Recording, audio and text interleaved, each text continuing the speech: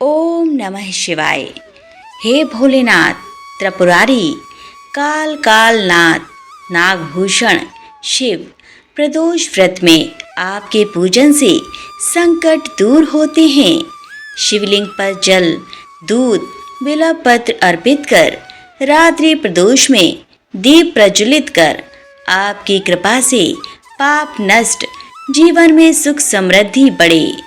चंद्रशेखर, गंगाधर, शूलधारी महादेव भक्तों पर अनंत करुणा की वर्षा करें। इस व्रत से आयु, स्वास्थ्य, परिवार का कल्याण और मानसिक शांति प्राप्त होती है। शिव शंभो, आप हमारे जीवन को आशीर्वाद दें। ओम नमः शिवाय।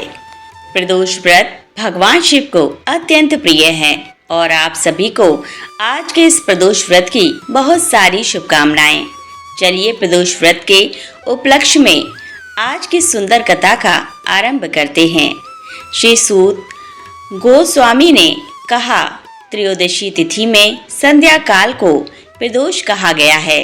प्रदोष के समय महादेव जी कैलाश पर्वत के रजत भवन में नृत्य करते हैं और देवता उनके गुणों का स्तवन करते हैं और इसीलिए धर्म, अर्थ, काम और मोक्ष की इच्छा रखने वाले पुरुषों को प्रदोष में नियम पूर्वक भगवान शिव की पूजा, होम, कथा और गुणगान करने चाहिए। एक समय विदर्भ देश में सत्यरथ नाम से प्रसिद्ध एक राजा थे। वे सदैव धर्मों में तत्पर, धीर, सुशील और सत्य प्रतिज्ञ थे। वे धर्म पूर्वक पृथ्वी का पालन करते थे और ऐसे बहुत सारा सुखमय समय बीत चुका था। उसके बाद अचानक एक दिन शाल्व देश के राजाओं ने इस विदर्भ नगर पर आक्रमण कर दिया। यह देखकर विदर्भ राज विशाल सेना के साथ युद्ध में उतर पड़े। दुर्भाग्य से शाल्वों की बहुत बड़ी सेना मारी गई, लेकिन अंत में विदर्भ राज भी उनके हाथों से मारे गए। उनका भयंकर पराजय हुआ। मंत्रियों सहित उस महारथी वीर राजा के मारे जाने पर मरने से बचे हुए सैनिक भी चले गए और उस समय विदर्भ राज सत्यरथ की पतिव्रता पत्नी अत्यंत शोकग्रस्त हो गईं और उसी क्षण वो राजभवन से निकलकर पश्चिम दिशा की ओर चली गईं। वह गर्भवती थीं। प्रातः काल होने पर धीरे धीरे मार्ग से जाती हुई उस साध्वी रानी ने बहुत दूर का रास्ता तय कर लिया और उसके बाद वह एक स्वच्छ तालाब पर पहुंची। तालाब के किनारे एक वृक्ष था। वह उस वृक्ष के नीचे बैठ गई। उस समय वह रानी गर्भवती थी और उस पतिव्रता रानी ने उत्तम गुणों से युक्त शुभ मुहूर्त में एक पुत्र को जन्म दिया। तत्पश्चात वह रानी जल पीने की इच्छा से उस जलाशय में उतरी और उसी क्षण एक मगरमच्छ ने आकर उसे अपना ग्रास बना लिया। इस प्रकार वह बालक जन्म लेते ही माता पिता से विहीन हो गया। भूख और प्यास से पीड़ित होकर वह सरोवर के किनारे जोर जोर से रोने लगा।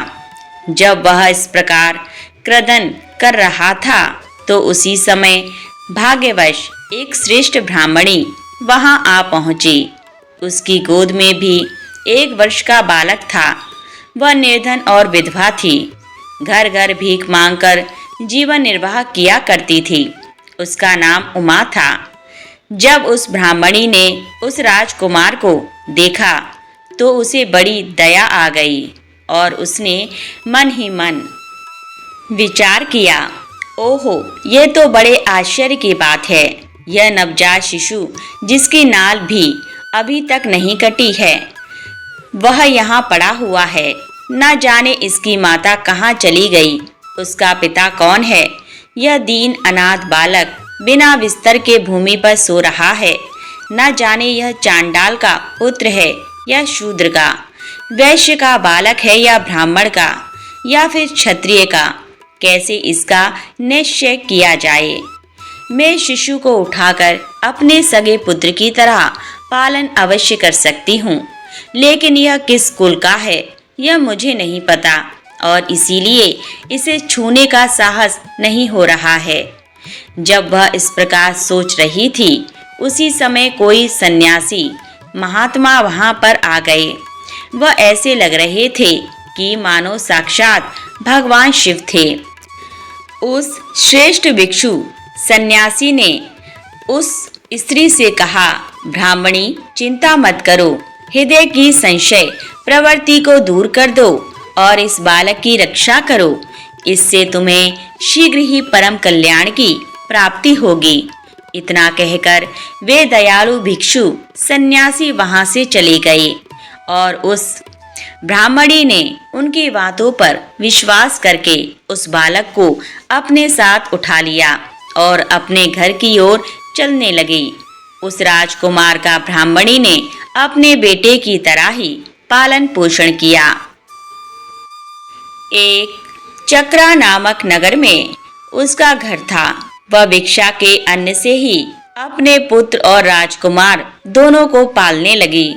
ब्राह्मणों ने ब्राह्मणी के साथ साथ राजा के पुत्र के भी संस्कार कर दिए और अब वह दोनों ही बालक सर्वत्र सम्मानित होकर दिन ब दिन बढ़ने लगे थे। समय आने पर उनका उपनयन संस्कार हुआ और वह दोनों बालक एक साथ रहकर नियमों का पालन करने लगे। एक दिन वह ब्राह्मणी उन दोनों बालकों के साथ भिक्षा मांगती हुई देवयोग से देव मंदिर में पहुंची। उन दोनों बालकों को देखकर वहां पर उपस्थित परम बुद्धिमान ऋषि शांडिल्य ने कहा, देव का बल बड़ा विचित्र है। कर्मों का उल्लंघन करना किसी भी जीव के लिए अत्यंत कठिन है। देखो ना, यह बालक दूसरी माता की शरण लेकर भिक्षा से जीवन निर्वाह कर रहा है। इस ब्राह्मणी को श्रेष्ठ माता के रूप में पाकर ब्राह्मण बालक के साथ ब्राह्मण भाव को प्राप्त हो गया है। जब उस ब्राह्मणी ने ऋषि शांडिल्य के यह वचन सुने तो उसे अत्यंत आश्चर्य हुआ। उसने भरी सभा में मुनि को प्रणाम करके पूछा, हे ब्राह्मण, एक सन्यासी के कहने से ही मैं इस बालक को अपने घर ले आई थी। यद्यपि अभी तक मुझे इसके कुल का पता नहीं लगा, फिर भी मैं पुत्र की भांति इसका पालन पोषण करती हूँ। आप तो ज्ञान के नेत्रों से देखते हैं, इसीलिए कृपया आप मुझे यह बताइए कि यह बालक किस कुल में उत्पन्न हुआ है और इसके माता पिता कौन हैं? यह सुनकर मुनि ने कहा, हे ब्राह्मणी, यह विदर्भ देश के राजा का पुत्र है। और इस प्रकार कहकर मुनि ने उस बालक के पिता के युद्ध में मारे जाने का और उसकी माता के ग्रह द्वारा ग्रस्त होने का संपूर्ण समाचार कह सुनाया। यह सुनकर ब्राह्मणी को और भी आश्चर्य हुआ। फिर उसने प्रश्न किया, हे महामुनि, वे राजा संपूर्ण भोगों को छोड़कर युद्ध में क्यों मर गए और इस बालक को दरिद्रता कैसे प्राप्त हुई और यह बालक अपनी दरिद्रता को पूर्णतः नष्ट करके पुनः राज्य कैसे प्राप्त कर पाएगा? मेरा यह पुत्र भी भिक्षा अन्न से जीवन निर्वाह करता है, अतः इसकी दरिद्रता के निवारण का भी क्या उपाय है, यह बताने की कृपा करें। यह सुनकर ऋषि शांडिल्य ने कहा, इस राजकुमार के पिता विदर्भ राज पूर्व जन्म में पांड्य देश के राजा थे। एक दिन प्रदोष काल में राजा भगवान शंकर का पूजन कर रहे थे और भक्ति भाव से भगवान शिव की आराधना में संलग्न थे। उसी समय नगर में कोलाहल मच गया। उस उत्कृष्ट शब्दों को सुनकर राजा ने बीच में ही भगवान शिव की पूजा छोड़ दी और नगर में क्षोभ फैलने की आशंका से राजभवन से बाहर आ गए। उसी समय राजा का महाबली मंत्री शत्रु को पकड़कर उनके पास ले आया। वह शत्रु पांड्य राज का ही सामंत था। उसे देखकर राजा ने क्रोधपूर्वक उसका मस्तक कटवा दिया। शिव पूजा छोड़कर नियम को समाप्त किए बिना राजा ने रात्रि में भोजन भी कर लिया और इसी प्रकार राजकुमार भी प्रदोष काल में शिव जी की पूजा किए बिना ही भोजन करके सो गया। वही राजा दूसरे जन्म में विदर्भ हुआ। शिव जी की पूजा में विघ्न होने के कारण शत्रुओं ने उसको सुभोग के बीच में ही मार डाला। पूर्व जन्म में जो उसका पुत्र था वही इस जन्म में भी हुआ। शिव जी की पूजा का उल्लंघन करने के कारण वह दरिद्रता को प्राप्त हुआ। इसकी माता ने पूर्व जन्म में छल से अपनी सौत को मार डाला था और उस महान पाप के कारण वह इस जन्म में ग्रह के द्वारा मारी गई। हे ब्राह्मणी, अब मैं तुम्हें सत्य वचन कहने जा रहा हूँ, ध्यान पूर्वक सुनना। इस भयंकर असार संसार को प्राप्त हुए जीव के लिए ईश्वर के चरणाबिंदों की सेवा ही सार वस्तु है। जो प्रदोष काल में अनन्य चित होकर परमेश्वर के चरणाबिंदों की पूजा करते हैं, वे संसार में सदैव बढ़ने वाले धन धान्य स्त्री पुत्र सौभाग्य और संपत्ति के द्वारा सबसे बढ़कर बन जाते हैं। तुम्हारा यह पुत्र भी पूर्व जन्म में उत्तम ब्राह्मण था। इसने संपूर्ण आयु केवल दान लेने में बिताई है, यज्ञ आदि सत्कर्म नहीं किए और इसीलिए वह दरिद्रता को प्राप्त हुआ और उस दोष का निवारण करने के लिए अब उसे भगवान शंकर की सेवा में जाना चाहिए। यह सुनकर ब्राह्मणी ने कहा, हे मुनिवर, कृपया आप शिव पूजन की संपूर्ण विधि और उसका क्रम बताइए कि किस प्रकार प्रदोष काल में भगवान शिव की पूजा करके यह दोनों बालक अपने अपने दोषों से मुक्त हो सकते हैं। ब्राह्मणी के इस प्रकार पूछने पर ऋषि शांडिल्य ने कहा, दोनों पक्षों की त्रयोदशी को मनुष्य जब निराहार रहे तब सूर्यास्त से 3 घड़ी पहले स्नान करे, फिर श्वेत वस्त्र धारण करके धीर पुरुष संध्या और जप इत्यादि नित्य कर्म की विधि पूरी करके मौन होकर शास्त्र विधि का पालन करते हुए भगवान शिव की पूजा आरंभ करे। भगवत विग्रह के आगे की भूमि को नए निकाले हुए शुद्ध जल से भली भांति लीप पोत कर सुंदर मंडल बनाए। धौत वस्त्र इत्यादि द्वारा उस मंडल को चारों ओर से घेर दे। ऊपर से चंदवा लगाकर फल फूल और नवीन अंकुरों से उसको सजाए। मंडल के मध्य की भूमि में 5 रंगों से युक्त विचित्र कमल अंकित करके उस पर सुस्थिर आसन बिछाकर बैठे और हृदय में भक्ति भाव से युक्त होकर पूजा की सभी सामग्रियों के साथ भगवान शिव की पूजा अर्चना करे।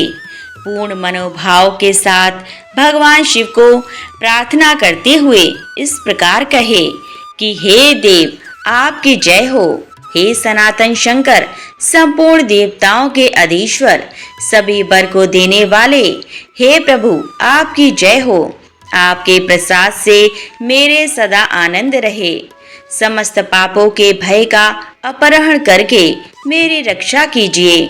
मैं महान दरिद्र के समुद्र में डूबा हुआ हूँ। बड़े बड़े पापों ने मुझे आक्रांत कर लिया है। कृपया मुझ पर प्रसन्न होइए। एक निर्धन व्यक्ति को इस प्रकार भगवान शिव को प्रार्थना करनी चाहिए। जो धनी है अथवा राजा है, उसे भगवान शिव की प्रार्थना करते हुए इस प्रकार कहना चाहिए, हे भगवान शिव, आपकी कृपा से मेरी समृद्धि बनी रहे। मेरे राज्य में लुटेरे ना रहें, सभी लोग निरापद होकर रहें। पृथ्वी पर अकाल, महामारी इत्यादि से संताप शांत हो जाए। संपूर्ण दिशाओं में सुख का साम्राज्य छा जाए। इस प्रकार प्रदोष व्रत के दिन गिरिजापति भगवान शंकर की आराधना करे। अगर यह दोनों बालक इसी प्रकार भगवान शंकर का पूजन प्रत्येक प्रदोष के दिन करते रहेंगे तो वर्ष भर के अंदर ही इन्हें उत्तम सिद्धि की प्राप्ति हो जाएगी। शांडिल्य मुनि का यह वचन सुनकर उस ब्राह्मणी ने दोनों बालकों के साथ मुनि के चरणों में प्रणाम किया और इस प्रकार कहा, हे भगवान, आज मैं आपके दर्शन मात्र से कृतार्थ हो गई। यह दोनों बालक आज से आपकी शरण में है। यह मेरा पुत्र है और इसका नाम सुचिप व्रत है और यह राजकुमार है जिसका नाम मैंने धर्मगुप्त रख दिया है। यह दोनों बालक और मैं सभी आपके चरणों के दास हैं। कृपया आप हम सबका उद्धार कीजिए। इस प्रकार शरण में आई हुई ब्राह्मणी को सुंदर वचनों द्वारा आश्वासन देकर मुनि शांडिल्य ने उसके दोनों बालकों को भगवान शंकर के आराधना के लिए मंत्र विद्या का उपदेश दिया और फिर दोनों बालक तथा ब्राह्मणी मुनि की आज्ञा लेकर वहां से चले गए। दोनों बालक प्रत्येक प्रदोष व्रत के दिन मुनिवर के उपदेश अनुसार भगवान शिव की आराधना करने लगे और इस प्रकार पूजा आराधना करते हुए द्विज कुमार और राजकुमार दोनों के 4 महीने सुखपूर्वक बीत गए। एक दिन द्विजक कुमार राजकुमार को लिए बिना ही नदी के तट पर स्नान करने के लिए गया। वहां झरने के जल के आघात से खाई की भूमि कट जाने से उसमें गड़ा हुआ एक बड़ा भारी खजाने का कलश चमक रहा था। उस पर ब्राह्मण कुमार की दृष्टि पड़ी और उसे देखकर वह अत्यंत हर्षित और कौतूहल में भरकर आश्चर्यचकित हो गया। उसे देवता के प्रसाद से प्राप्त हुआ समझकर वह सिर पर लेकर उसे घर आ गया और घर के अंदर उस घड़े को रखकर माता से कहा, माँ, यह भगवान शंकर का प्रसाद देखो। उन्होंने दया करके घड़े के रूप में यह खजाना दिखा दिया। तब उस पतिव्रता ब्राह्मणी ने राजकुमार को भी बुलाकर कहा, हे पुत्रों, इस खजाने के घड़े को तुम दोनों आपस में बराबर बराबर बांट लो।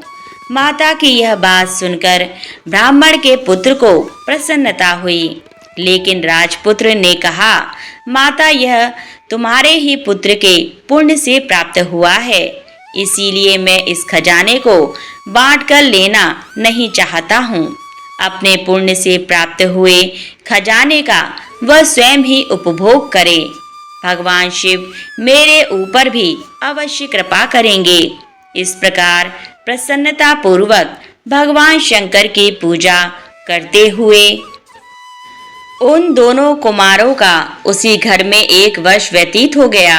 एक दिन राजकुमार उस ब्राह्मण कुमार के साथ वसंत ऋतु में वन में भ्रमण करने के लिए गया।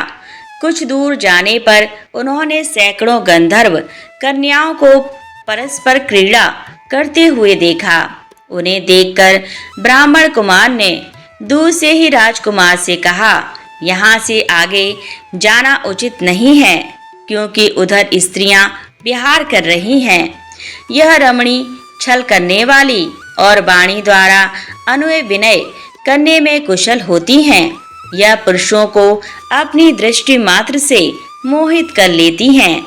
इसीलिए अपने धर्म में तत्पर ब्रह्मचारी कभी भी स्त्रियों के समीप जाकर उनके साथ वार्तालाप ना करें।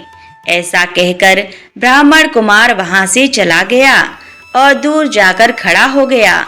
लेकिन राजकुमार अकेला ही निर्भय होकर स्त्रियों की उस क्रीड़ा स्थली की ओर देख रहा था।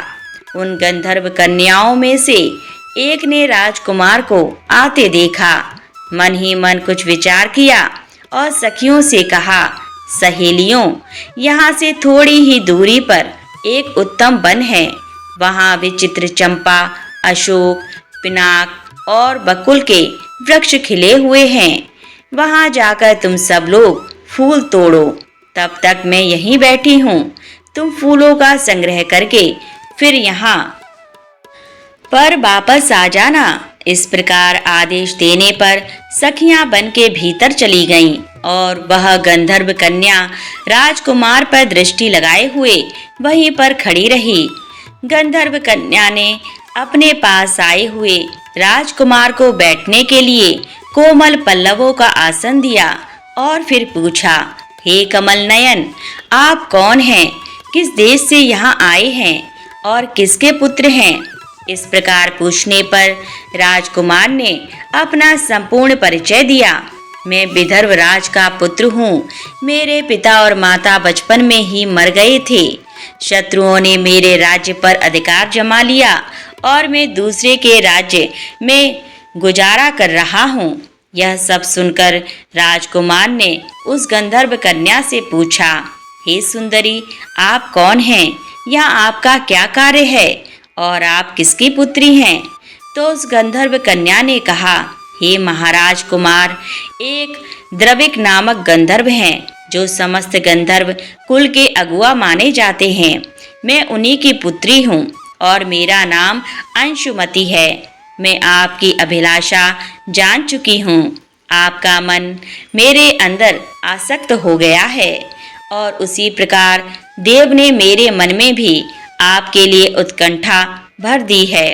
अब हम दोनों का स्नेह भंग नहीं होना चाहिए। इस प्रकार कहकर गंधर्व कुमारी ने अपने गले से मोती का हार निकालकर राजकुमार को भेंट किया। उसे प्राप्त करके राजकुमार ने पूछा, हे भीरू, मैं एक बात कहता हूँ। मैं राज्यहीन और निर्धन हूँ। तुम मेरी प्रिया कैसे होना चाहती हो? यह सुनकर गंधर्व कन्या ने कहा, आपका कहना उचित है। मैं पिता की आज्ञा के विरुद्ध कोई कार्य नहीं करूंगी। आप इस समय घर को पधारें और परसों प्रातःकाल पुनः यहीं पर दर्शन दीजिएगा। आपसे कुछ हमारा कार्य है। इतना कहकर वह गंधर्व कन्या अपनी सखियों के साथ जैसी आई थी वैसी ही चली गई। राजकुमार भी हर्षपूर्वक ब्राह्मण कुमार के पास लौट गया। उसने ब्राह्मण पुत्र से सारी बातें कहीं और उसके साथ घर को प्रस्थान कर गया। तत्पश्चात पूर्व निश्चित समय आने पर राजकुमार द्विज पुत्र के साथ वन में उसी स्थान पर गया। उस स्थान पर पहुंचकर राजकुमार ने देखा गंधर्वराज और उनकी कन्या दोनों उपस्थित हैं। गंधर्वराज ने वहां पर आए हुए दोनों कुमारों का अभिवादन किया। सुंदर आसन पर बिठाकर उनसे कहा, हे विदर्भ राजकुमार, मैं कल कैलाश पर्वत पर गया था। वहां मैंने पार्वती जी के साथ महादेव जी के दर्शन किए। उन्होंने मुझे बुलाकर सभी देवताओं के समीप इस प्रकार कहा, पृथ्वी तल पर धर्मगुप्त नाम से प्रसिद्ध एक राजकुमार है जो इस समय अकिंचन है। उसका राज्य छिन गया है। शत्रुओं ने उसके देश को अपने अधिकार में कर लिया है।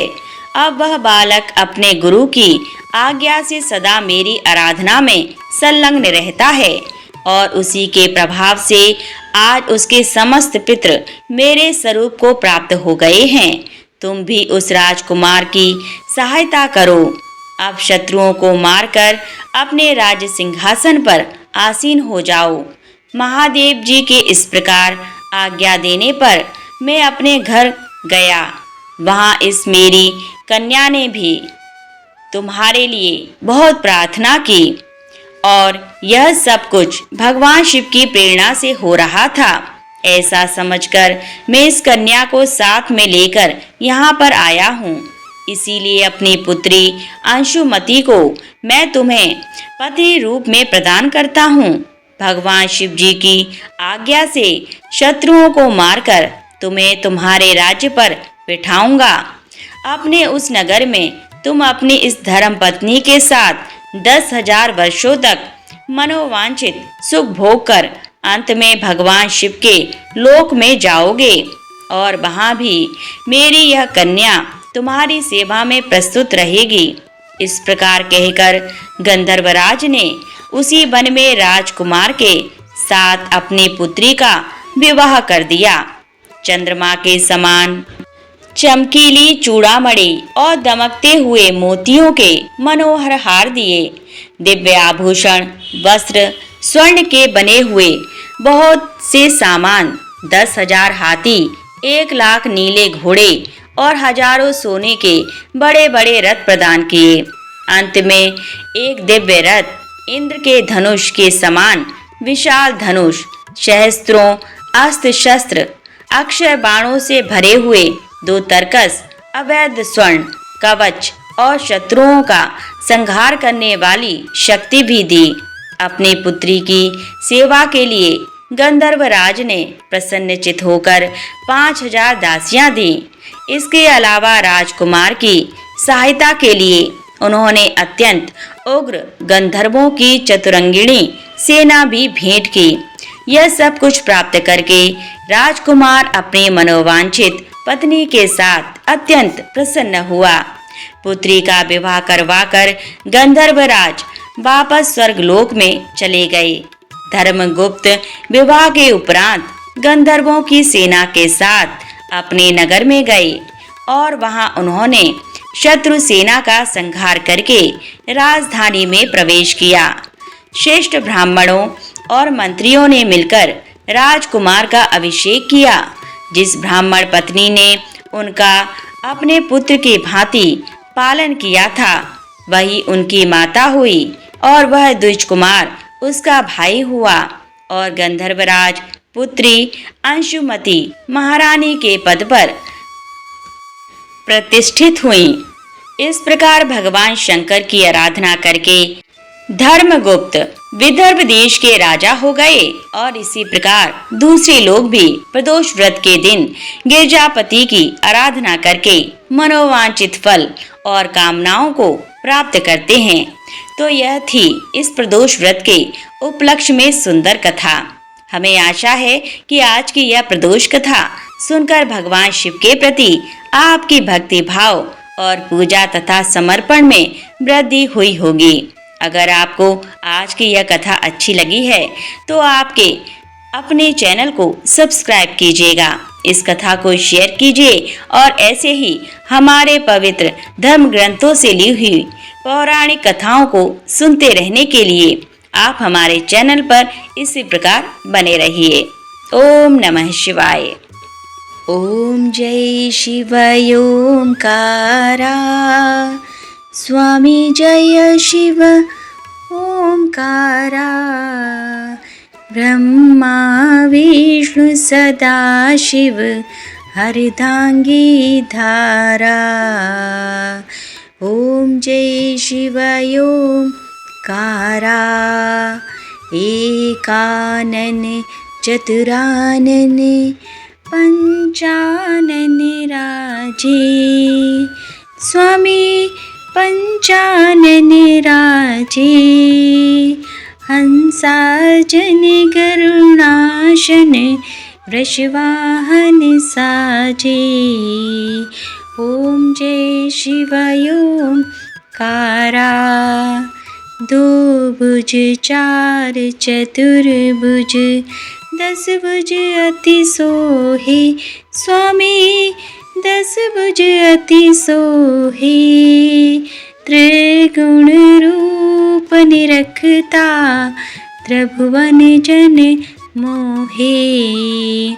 ओम जय शिव ओंकारा, अक्षमाला वनमाला मुंडमाला धारी, स्वामी मुंडमाला धारी, चंदन मृग मद सोहे, भाले शशिधारी। ओम जय शिव ओंकारा, श्वेतांबर पीतांबर वाघांबर अंगे, स्वामी वाघांबर अंगे, सनकादिक गरुणादिक भूतादिक संगे। ओम जय शिव ओंकारा, कर के मध्य कमंडल चक्र त्रिशूल धरता, स्वामी चक्र त्रिशूल धरता, जग करता जग भरता, जग संहार करता। ओम जय शिवाय ओंकारा, ओम जय शिवाय ओंकारा। ब्रह्मा विष्णु सदा शिव जानते अविवेका, स्वामी जानते अविवेका। प्रणवाक्षर मध्ये ये तीनों एका। ओम जय शिवाय ओंकारा। काशी में विश्वनाथ विराजत, नंदी ब्रह्मचारी, स्वामी नंदी ब्रह्मचारी। नित उठे भोग लगावत, महिमा ति भारी। ओम जय शिवाय ओंकारा। त्रिगुण स्वामी जी की आरती जो कोई नर गावे, स्वामी जो कोई नर गावे। कहते शिवानंद स्वामी मन वांछित फल पावे। ओम जय शिवाय ओंकारा, ओम जय शिवाय ओंकारा।